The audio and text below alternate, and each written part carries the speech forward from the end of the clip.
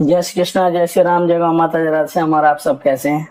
और इसमें हम रक्षाबंधन के मुहूर्त की बात कर रहे हैं। रक्षाबंधन के दिन राखी कब बांधे, उसका टाइमिंग्स क्या है और पूर्णिमा कब शुरू हो रही है, ये हम चर्चा कर रहे हैं। तो सबसे पहले तो मैं आपको इसका टाइमिंग्स मुहूर्त बता दूं। 8 तारीख को लगभग 2:15 बजे पूर्णिमा आरंभ हो रही है, जो कि 9 तारीख को दोपहर 1 बजे के बाद तक है। लगभग 1:24 तक तो है ही।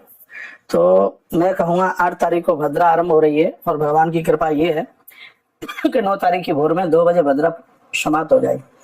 अब के बाद रक्षाबंधन का त्योहार बहुत ज्यादा अद्भुत है। ऐसा बता रहे हैं कि 95 वर्ष के बाद में ये योग रक्षाबंधन का बना है, जिसमें नक्षत्र, तिथि, बार सब कुछ पक्ष में है। कहते हैं कि 1930 में ऐसा योग चल करके आया था, वह अब 2025 में ऐसा योग चल करके आया है।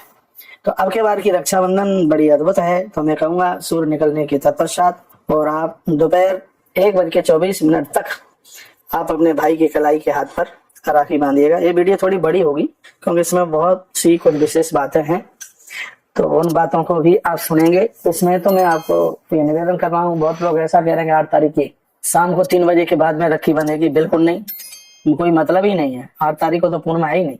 ये श्रावणी पूर्णिमा 9 तारीख को है और योग भी अब के बार बड़े अद्भुत बने हैं। और आनंद की बात है कि नक्षत्र भी है, तिथि भी है, बार भी है, सब शुभ ही शुभ है।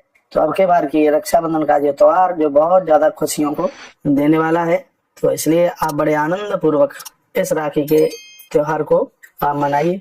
पूर्णमासी का जो दिव्य संयोग है वह बहुत अद्भुत है। श्रवण नक्षत्र शाम को आरंभ हो जाएगा और 9 तारीख को श्रवण नक्षत्र में ही राखी आप बांधिए। श्रवण नक्षत्र 8 तारीख की शाम को आरंभ हो जाएगा, तो 9 तारीख को उदिता में भी श्रवण नक्षत्र है। तो इसलिए यह त्योहार आप इसी तिथि में मनाइए। इसमें सौभाग्य योग बन रहा है। देखिए, अभी तक ये सुनाया गया है कि बहन भाई के हाथ में राखी बांधती है तो भाई का आयुष्य बढ़ता है, लेकिन सौभाग्य योग एक ऐसा बना हुआ है जिसमें वर्णन किया जा रहा है सौभाग्य योग, जो कि 10 अगस्त को सुबह लगभग 5:15 बजे के बाद तक है। इससे बहन को स्वास्थ्य मिलेगा, बहन के परिवार की तरक्की होगी। ज्योतिषी लोग ऐसा बता रहे हैं। यह सौभाग्य योग बना हुआ है। श्रवण नक्षत्र शाम 4 बज करके लगभग 42-43 तक ये रहेगा। बहुत आनंद की बात है।